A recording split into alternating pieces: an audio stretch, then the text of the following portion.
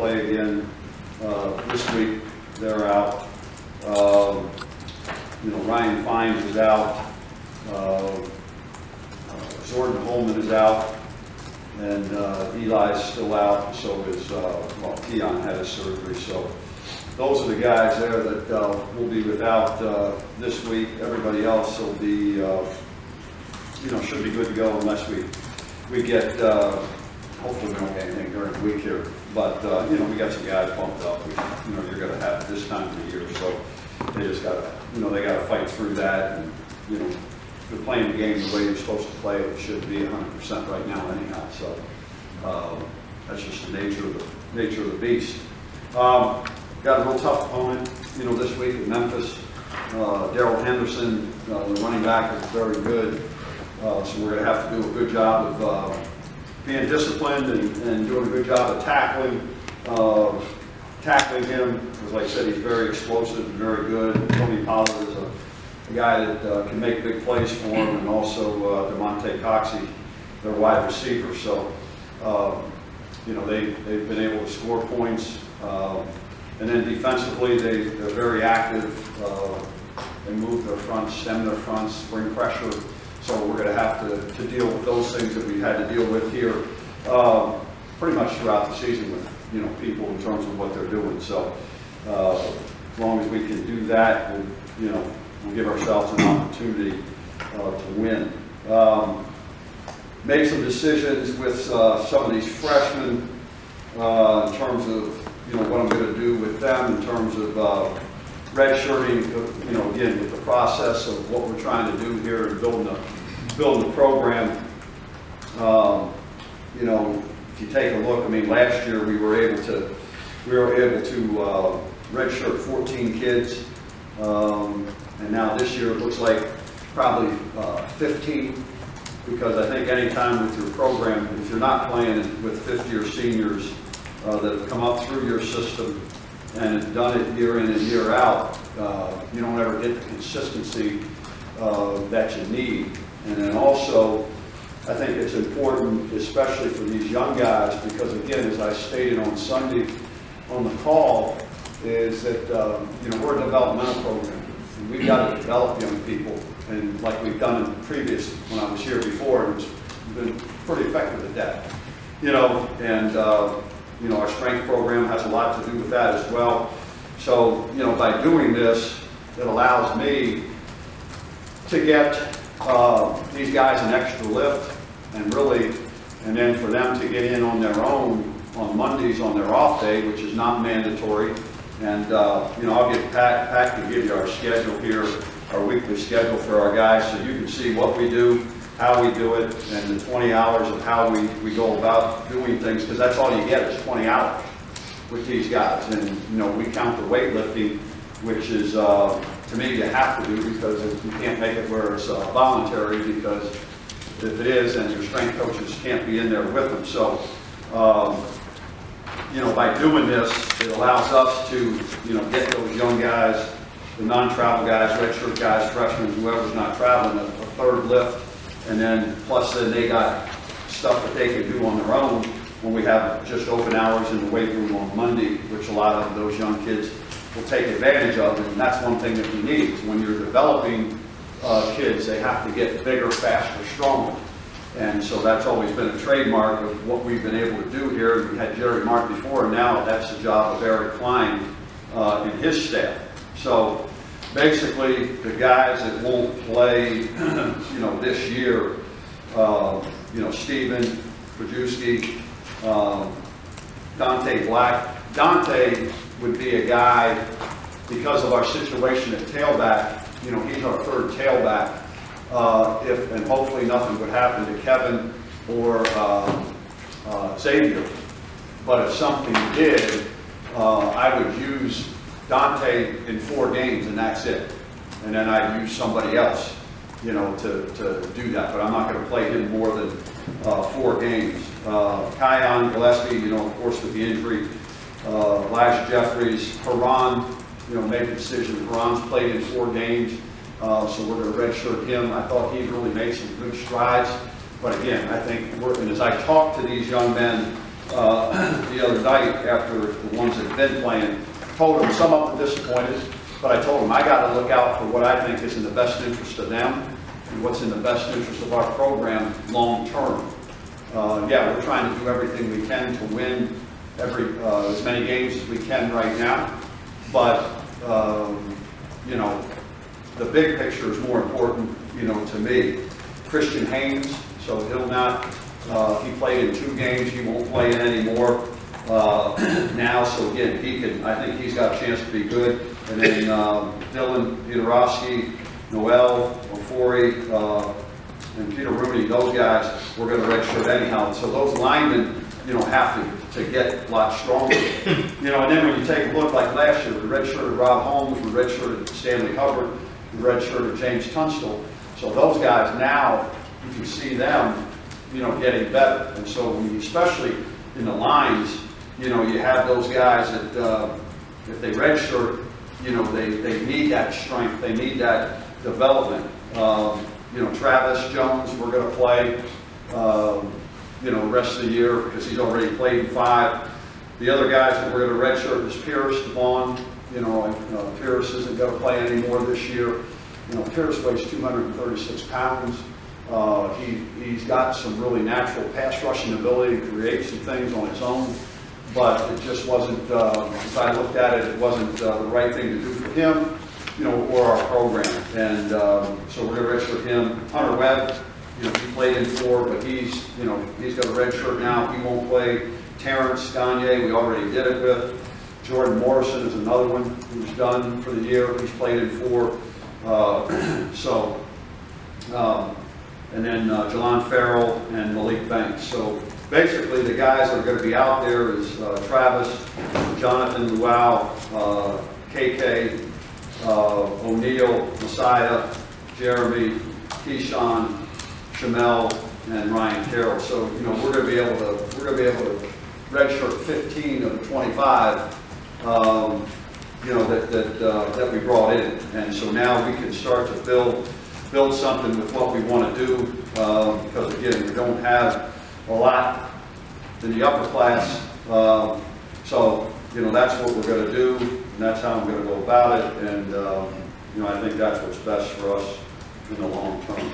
So, all right, any questions? Randy, when it comes to redshirting players, generally speaking, are they relieved or are they disappointed?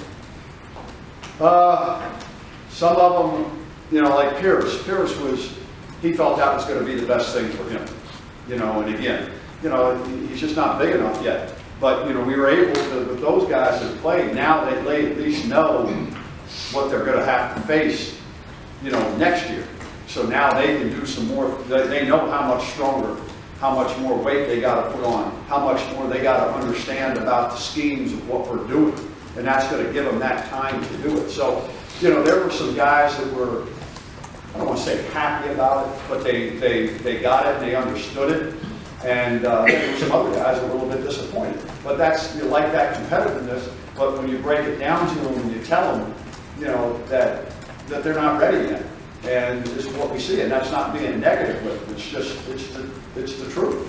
And then once you do that, you know, they understand. And I said, and I told them, I said, you know what you'll do?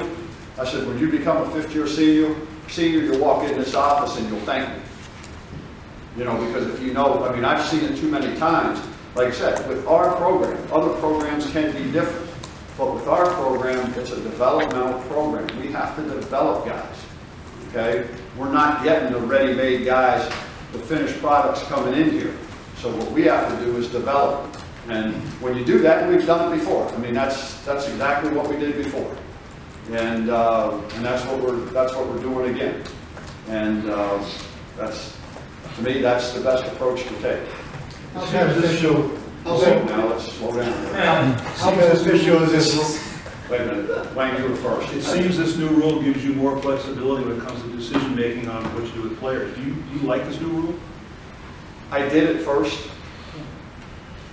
but I hate it. And the reason I hate it is this. It does give you a chance to do this, but now you got upperclassmen who are coming out and playing in 3 games or 4 games and say, I'm done. And I'm going to redshirt and I'm going to go transfer somewhere because they're not getting as much playing time as they think, or they're not getting the ball as much as they think. Look at it. Look how many guys have already declared, that they're transferring from different schools. I think Oregon, Arkansas, Oklahoma State, Auburn. Look at it. Just look at all this stuff, because, and this is where this rules. So now they play, they see where they're at, and they say, they're transferring. And wait till October 15th, when the portal goes in, where people can go in and say that they're transferring. Right now. I mean, people put, the reason I like the rule first and foremost was the fact that if you got into situations later in the season. Now, let me just say this. Our situation here this year is totally different, than probably most people and most football programs, because of our numbers. And so we had to play some of these kids to find out, because of where we were, okay? But now, if you have an established program, to me, I thought the rule was going to be good from the standpoint that as kids come along, and you get towards the end of the season, and now you get injuries, you can plug a kid in and not lose a year of eligibility, okay? I thought, but that's turning out that that's really not what's really happening with this rule. When you see all these other things happening with people transferring and people, saying, hey, I'm going to redshirt because I still want to have another year, or I might have 2 years, left, because they can stay there in the summer and they can graduate and they can get ahead. So that's my response to that. Do you learn more about your players who have played with this new rule under game situation? If our program was where we want it to be, most of these kids wouldn't have stepped foot on the field this year. They would have never had it. But yeah, you got a chance to see them. But when you see them and you see that they do have ability, and right now they're not. This isn't. I'm not being critical. I'm not putting anybody down. They're just not physically ready, mentally ready, emotionally ready to play. And so you sit here and you say, okay, you saw what they could do, and now you sit them down, and now they got in their minds. But again, if your program is where it's at, for us, talk about UConn, the developmental program, those freshmen, unless you're superior, you wouldn't be on the field playing. Once we get it the way we want, it'll be harder for people to do that. Did you consider doing this whole freshman thing a different way, like saving the guys until the end of the season or something like that, or was it clear to you all along that it was best to throw them all in? Well, the one thing that I looked at, I said we didn't have a choice, to me, on the defensive line. We had no choice in the secondary. So, and then when you look at it, you say, okay, some of these other guys, they're going to help you on special teams, because we thought that they were better than maybe some other guys that could help us on special teams. Well, now, as a head coach, you sit there and you say, okay, do I want to waste a year on a guy just playing on a couple special teams? And so now some of these other guys that we had, they got to step up and do things on special teams, or we have maybe some more starters playing on special teams.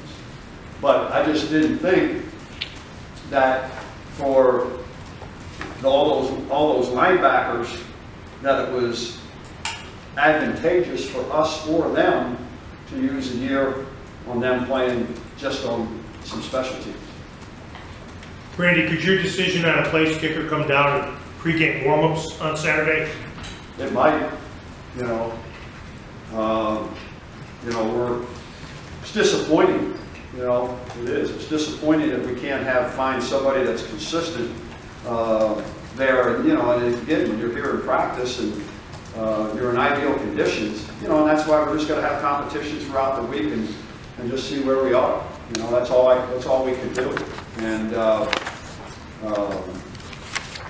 I got to try to find a way to help them get to be consistent and, to go out there and just try to block everything out and just kick the ball. Because people are talented enough, but it's right between the ears right now, in my opinion. they need some of the mental toughness that Luke has. It's what they need, you know. And I'll have to get Luke to help work with them, you know, work on it. Any other questions? Talk a little bit about Memphis, their ground game a little bit. How difficult is that? I mean, I think he's averaging 11.7 yards a carry. What kind of challenges when you have facing a back like that who can basically rip one off whenever? Well, he's big, he's strong, he's powerful, you know, so you gotta do a good job of, you know, making sure you're fit correctly. And then you gotta have a lot of people, you know, running to the football and tackling. And you gotta wrap up. You know, he's talented. You know, one of the things that if you take a look at Memphis, that people did, one, you know, Navy, of course, their offense, you know, they controlled the ball and kept their offense off the field. If you keep their offense off the field, it helps you. Same thing that, you know, South Alabama did a little bit, you know, early on, and the same thing that Tulane. You know, Tulane did a good job of eating up the clock, but then also they scored, you know, on those drives. So, you know, if you can control the ball, you know, offensively, keep them off the field, you know, that's beneficial. But he's a very, very, very talented running back, and one that you've got to, like I said, you can't give him those creases. You got to be really disciplined with, you know, your fits, and then also once you do that, and then you come through there, you got to do a good job of tackling because he's very powerful as well. You acknowledged on Sunday that David wasn't completely 100% at the quarterback spot on Saturday. Did that really limit some of the things you could do offensively? Well, I think anybody that saw him, saw that he wasn't the same guy. And I think you answered your own question. If you're not the same guy, you know, there's only so much you're going to be able to do. And the thing about David is you love him to death, but, you know, when you ask him, and he's not going to tell you he's hurt. You know, I mean, he's a competitor. But you could see it. I mean, I saw it last week on Tuesday and Wednesday, watching him practice. Thursday, I thought he was better, but still not to where he was. And, you know, and again, I think there are certain things that we can do with him and that we will do with him, but we got to understand he's probably not going to, you know, he doesn't have some of that explosiveness because of that, you know, basically got hurt on that play where it was a late hit that they didn't call. They've had 2 weeks in a row now where he slid, and, you know, penalties that weren't called but should have been called based on sending them in and getting the response back. So. What are your thoughts on the Memphis quarterback came in as a grad transfer? What's he add to that offense? Well, I think anytime you have a grad transfer, you have somebody who has experience. Randy, last time you were here, if you had a freshman class of like 25, would you typically redshirt most of them? Mm-hmm. Unless, you know, guys that are good enough to play. But again, usually that would be just a couple. I think go back through our history, and I haven't read. I mean, I know it pretty good, you know, but I don't have exact numbers. But I think the more redshirt freshmen you have, you know, the better you're going to be in our program. I mean, that you can redshirt them and then have fifth-year seniors. And you take a look at a lot of even other programs that are more of the developmental programs, okay? That's the thing. When they get when they have a bunch of those fifth-year seniors, you know, that have been in their program, you know, from the beginning to the end. And, you know, the other thing is, too, because, you know, we've changed. We got 2 different schemes now this year than what we had last year. We got a different scheme offensively. We got a different scheme defensively. So you have that. So now these kids get in that system for the next 4 years. They're going to be pretty good by the time they're fifth-year seniors because they're getting all those repetitions. They're getting stronger. You know, and that's the thing. That's where, like I said, that's where the weight room comes into effect. You know, and that's why when we go to spring practice, when we get into the springtime, you know, you only get 8 hours, you know, with the guys. So that's why we take all 8 hours in terms of the strength and conditioning part, because I don't want to take 2 hours, because then if you take 2 hours out of that to watch film, then you're telling your kids, hey, you got to go in there on your own, and then your strength coaches can't work with them because it's voluntary. It's not required with what you do with your 8 hours, and we're not going to, We're not going to fudge the 20 hours, and we're not going to fudge, you know, the 8 hours. So that's why you make some of these decisions that you make, because, you know, hey, the stronger that these kids get now, the better they're going to be than next year. And then that's one of the reasons why we took and moved spring practice up, because to do it and finish it by more, now they got, you know, April, May, June, July, 4 months of lifting to get bigger and stronger. So that's why you make some of these decisions when you see, you know, where you're at. And then we took the maximum number of days, that you can take to get your 15 practices in. So now you have a little bit more meeting time, but you can still have the kids lifting, but now you can do a lot of teaching and, you know, do those things to help them become better. Just trying to maximize, because the time that you have, when you really look at it, when you look at the 20 hours there, it's really minimal.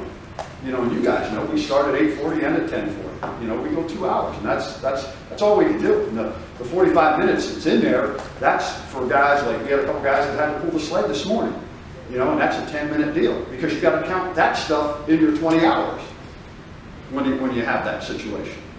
So, you know, that's why to me, when you do it the right way, there's got to be patience. It's a process, and it's going to maybe not go as fast as what you'd like it to, but you can't cheat the process. If you're going to do things the right way, you're going to develop the kids and play by the rules. That's all. I would assume if, once you get the program up to speed, ideally you wouldn't have any true freshman play, or is that just a talent? Unless Gavin and they were that good. Right. You know, that they could come in and do that. But what you would hope is that, you know, if you don't, and then if you do, wow, that's a bonus. That's a bonus. And I think if you talk to a lot of the guys that come back, you know, that we've had come back and talk, they really appreciate the fact that they were redshirted and were a fifth-year senior, and you know, had that time to develop because they were better. But like I said, there are some guys, you know, it's kind of similar. Like we had Fincher and some of those guys who played as true freshmen, but we had to. We were in that same situation. They were the better guys, but then other guys we redshirted. You know, like I mean, and when you watch, you can see these young defensive linemen. They're getting better. You know, they're getting better.